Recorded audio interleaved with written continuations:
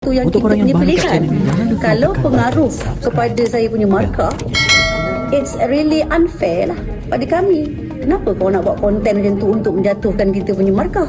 Kan sebagai judge pun you... Yo, kissing China, check it now. Isu Samaza, bite out the bottle. Wow.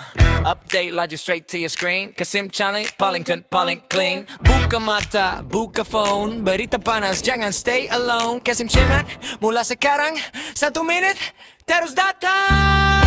Actually saya nak guna 2-3 minit lepas, tapi saya nampak tak perlu.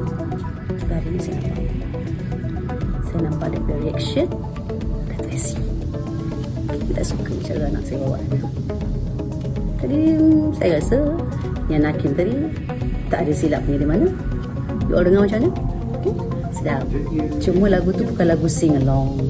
Kalau lagu sing along ni, you tahu siapa pun orang akan nyanyi ramai-ramai. Tapi bila lagu tu sing along, you rasa macam lagu tu terbaik. Kan? Kalau nak kata saya tak perform sebagai manager, kedatangan saya ada.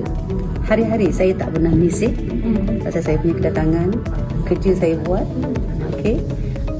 Saya tak tahulah kenapa dia duduk di bottom 3. Ya. Kakak rasa mungkin sebab mic itu pengaruh tak markah?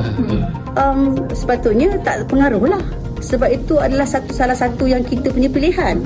Kalau pengaruh kepada saya punya markah, it's really unfair lah pada kami. Kenapa kau nak buat konten macam tu untuk menjatuhkan kita punya markah?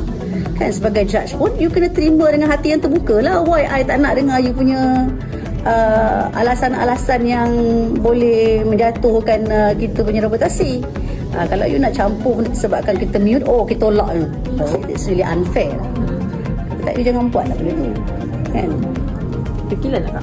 Saya sangat tekilan because of Hakim perform well. Cuma kalau tak sampai kat hati juri, I tak tahulah. Orang lain dengar okey. Kecuali kalau dia buat mistake on stage. Dia buat mistake, dia lupa lirik ke, dia lari tempo ke, itu okey. Saya boleh terima. Kalau saya buat mistake banyak ke, saya tak datang ke, saya tak buat kerja, saya tak buat homework ke apa ke, cuma performance kali ni kita very simple lah. Saya tak rasa saya bercakap ni salah. Saya bercakap atas apa yang saya rasa lah. Kalau juri rasa dia tak bagus lah pada mata dia, kan? Tapi bagi saya tengok Hakim hari ni perform well. Okay.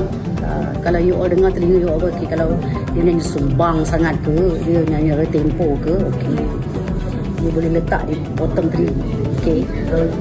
Sebab ada yang lebih teruk menyanyi pun, walaupun sebagai profesional, bagi saya lah, juri profesional tak boleh kata I suka you. Itu bias ni, sangat bias.